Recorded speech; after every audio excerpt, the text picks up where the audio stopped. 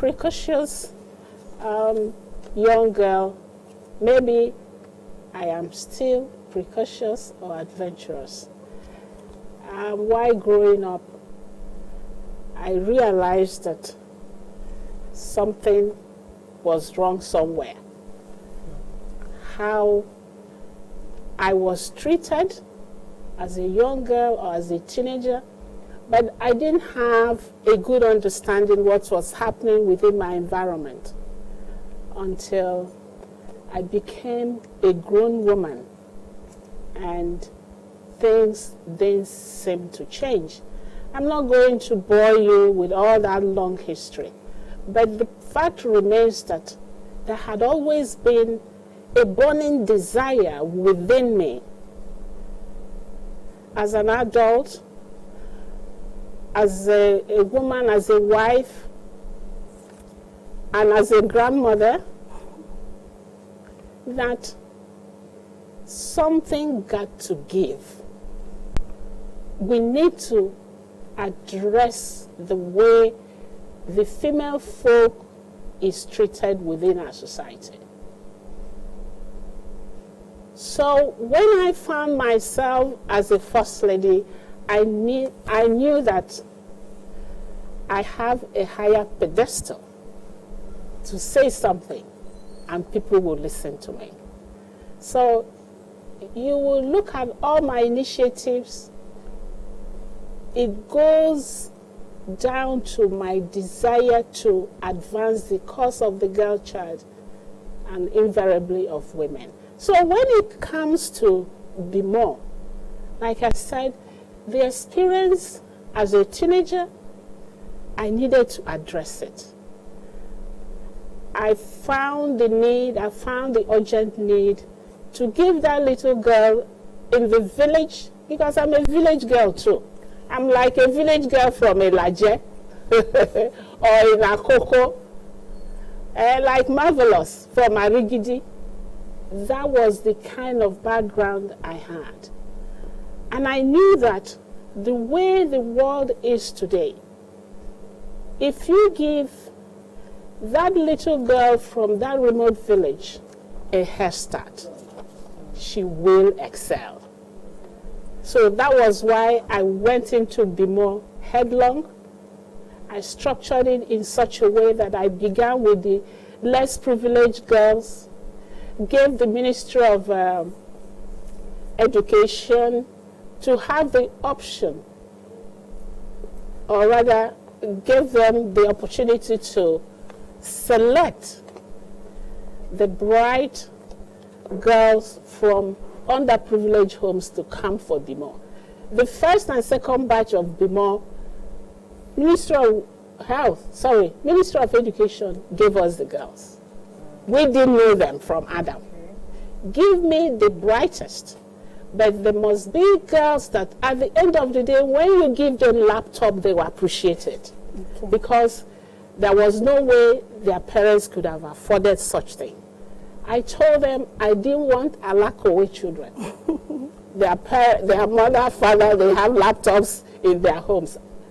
I said I didn't want those children. And they complied. And I'm glad that we have sowed a seed, we have watered the seed, we have put manure, the seed, and they are blossoming. Look at them here. So that will tell you why. It is something that I experienced while growing up. I needed to do something in my capacity, again, as a first lady, because I knew that I've got a voice. And when I speak, people will listen. Thank you very much, Arabia Betsy Ayawakwidolu. Now, beyond the cultural limitations of the girl child, would you say that women are truly able to make a difference in this country if given the chance? Absolutely. The Bemore is a very good example of what the girl child or women can do when you give them that little finger, when you try to lift them up. And you look at areas today where you have men. Let me give you an example. The ICT, solar technology, and this is the new career zone or new career pathway now. And you go there, you can just count women that are there, are in the place. Majority are men. But you find out that there is, like I keep saying, these technologies, they are gender neutral. You can be in your house, in your bedroom, or in one corner of your room and make all your millions. You can code, you can do all the social marketing and everything. And when you are providing such services, nobody asks you whether you're a man or a woman. And that was why I knew that this is the entry point for our girls to excel in this digital technology. And I chose those two very important areas, ICT, solar technology. Because when they are providing such services, nobody asks them, are you a boy or are you a girl? So it is possible for women, for girls to make a difference. All we need to do is to create that environment for them. First of all, for them to believe in themselves, and it's one of the things Bemore has accomplished so far. When you talk to these my girls now, I mean, you'll be amazed. You compare when they came in and after 2 weeks, a drastic transformation. And I said, we have done ourselves so wrong in this country by not realizing that if you give the girl child a chance, she will excel even more than your expectation. And that's the experience we are getting from Bemore. And I think we should be very proud of the outcome of what you see seated here. You know, they're over 2,000. They are over 2,000 today in this country. All right, Your Excellency, please share your experience with us about this Bemore initiative, especially from inception, and particularly the summer boot camp. How did you get parents to key into it, the organizing it? And I'm also interested in how you came about the name boot camp. Well, boot camp, I think that's the general term. Maybe you were trying to ask how I came about Bemore. It's Bemore you should ask about. I will get to that. Well, for parents to key in, it wasn't easy. You know, in this country, anything First Lady is associated with, immediately is a government thing. Government is funding it. If government is funding it, therefore, you should not expect us to pay. It should be free. I realized that. And I needed to make it in such a way that our people uptake or embrace the idea gradually. Like I said, the first 2 years, 2017 and 2018, Ministry of Health gave us the girls, and it was free of charge. FOSA, they are all here. Free of charge, 100. Then, of course, it followed that for you to have the standard of what I wanted this Bemore to be, you needed funding. And as at that time, this state was not in a position. Aketi will not even listen to me anyway, because Gosyowo, they say too much everywhere. But given that I come from civil society, family, NGO background and everything, and I tell people, if you're in that family, the first thing you need to do to survive is to have the skill of raising funds. Some of them are here. If you operate on NGO circle, if you don't know how to raise money, then forget it. Pack your load and go. Because this is an environment where anything you're trying to do and it's not government, You're wasting your time. People will hardly support you.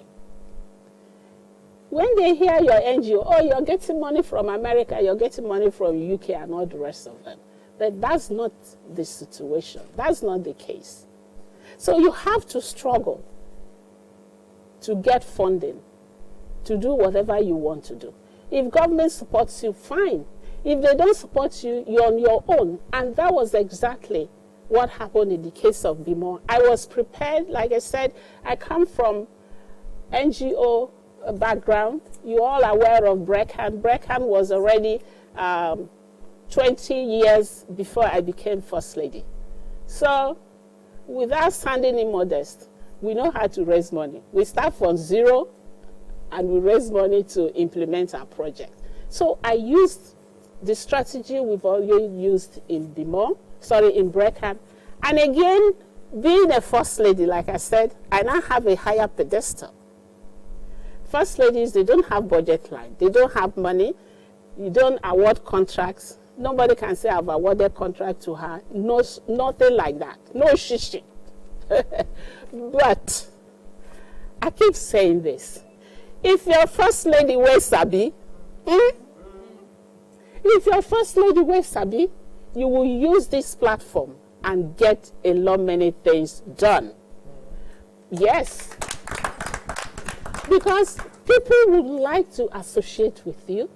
People would like to do things with you and so on. You leverage on that and raise all the necessary money that you want for your program. So from zero, nothing, raising money to organize Bemore 2017 and 2018. Then later on, we now started incremental, registration fee and so on till this day. But I want to quickly add, because when you're reeling out the history behind Bemore, you need to remember and appreciate those who came to your aid when there was nothing. I like to appreciate Access Bank. Access Bank paid the 110 what was that? Tablets that first year. They